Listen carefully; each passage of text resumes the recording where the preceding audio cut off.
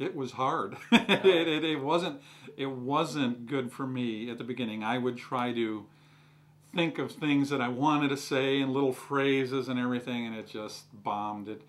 I mean, I would stutter and garble words and screw up and swear. It didn't take long though to get into it. And basically you just forget the camera's there and just have fun and go fishing.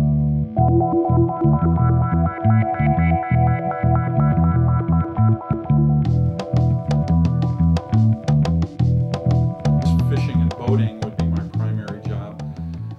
As I started fishing tournaments, you know, in the early 80s, I had some success and moved on to regional tournaments and had some success, and even the national ones, and I was lucky and I won a couple big national tournaments. Then I got a chance to write for some local publications, and with that came sponsors. One of the sponsors after a few years was Triton Boats, and at some point I had established a relationship with this marina, with Riverview Marine. When things started tilting a little more heavily to the fishing side, I came to them, and as it turns out, not was only sponsored by them, but went to work for them. So now it's kind of a cool mix. I started fishing just in the bass club circuit. I joined the Windy City Bassmasters. I think it was down in like 1981 or 82, and had some success there. And then some of the regional circuits, there was one called the ITTA, Illinois Team Tournaments. I fished that and took second in their classic. We went then to Nordland Bass, Big Bucks Bass. Did good, was lucky, and actually won a couple boats. Then I fished a couple Bassmaster invitationals and FLW Tour events. After I won a big tournament on the Mississippi River where I won a couple boats, I started writing for a local paper called the Outdoor Notebook. Regional paper, but really, you know, kind of focus on this area, and they do a really good job. At that time, they had a small cable show, and I did some episodes for them. The guy who filmed and produced that show is my partner now. He and I were always all gung-ho, and we'd be out filming, talking about how big it could be.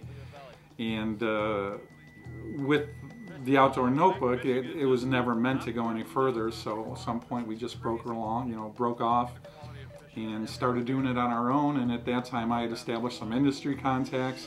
He'd gotten really familiar with the equipment, so it was kind of an easy transition. But now it's turned into a job. Look at this guy, look at the belly on this one. Holy cow, you think this guy's been eating?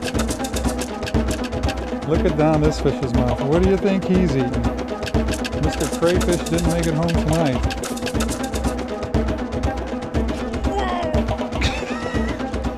We were looking for a regional platform. There was a station called TLN in the area that did some outdoor shows, but that was really kind of focused just in the Chicago area. We knew that we wanted to film shows in Illinois and Indiana and Wisconsin, a little bit of Michigan. And we just looked for a bigger carrier, and at that time it was actually Fox Sports that turned into Comcast. And I had made some inquiries. They had a couple shows on, and you actually submit a tape and go jump through a bunch of hoops, and here we are. And it's actually worked out well. And I'd be lying if I didn't say that the goal was to be able to just do the show in the future. Right now, we're like weekend fishermen. We both work our jobs and squeeze in vacation days and weekend days and film when we can, and that becomes difficult because we're not always going at the best time. We're going when we can go.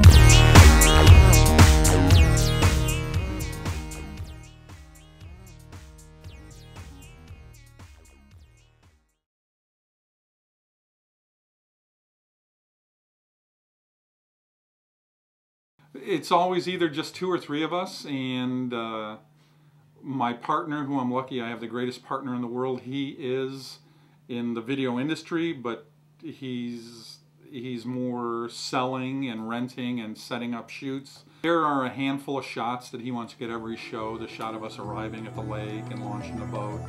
Maybe a little bit of talking back and forth in the car. And you know, it's fishing. A lot of times we're going to a lake and I'm hoping I'm going to go there and catch them on a spinnerbait, and everything just, nothing works. So once you're there, it turns into whatever it turns into, and the stuff I yap about after I catch a fish or in between, that just kind of always pops out. Luckily, again, with my partner Scott, besides partners, we're friends, so it's easy to spend a day in a boat with a guy. But no, we have a lot of fun. We don't take it too seriously. We'll stop and eat and joke around and have some fun. And it's probably harder for him than it is for me, because I'm at least fishing. A lot of times he's just sitting there holding the camera. I don't know how he does it, but he does it and he loves that part, so it works.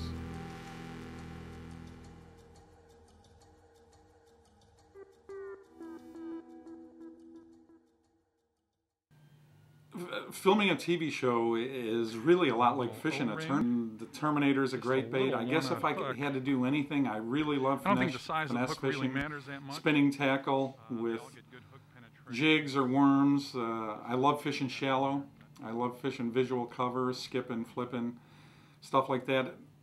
That's not always the best way to go for producing the biggest fish, but for being the most consistent, I think it is.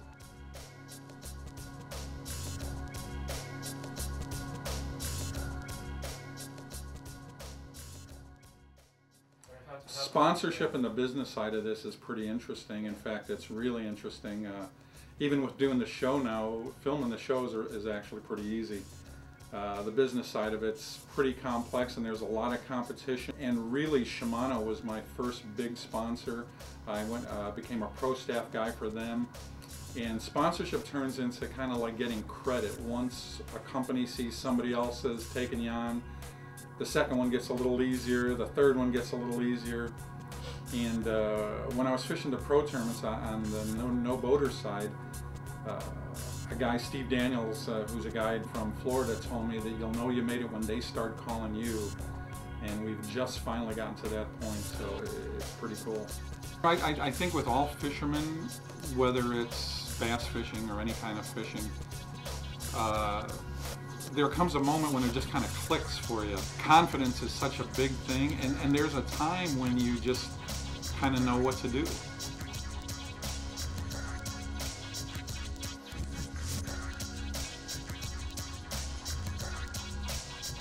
I guess it means that I am now able to make a living for my family in the fishing industry. You know, when I'm not fishing, I'm around it. You know, selling boats to other fishermen. I manage a tackle store here besides the fishing boats. So I used to hear about these people actually love their jobs, and I'm finally there. I've got a job that I love, and it's really cool, and I get to do go fishing, and it's work.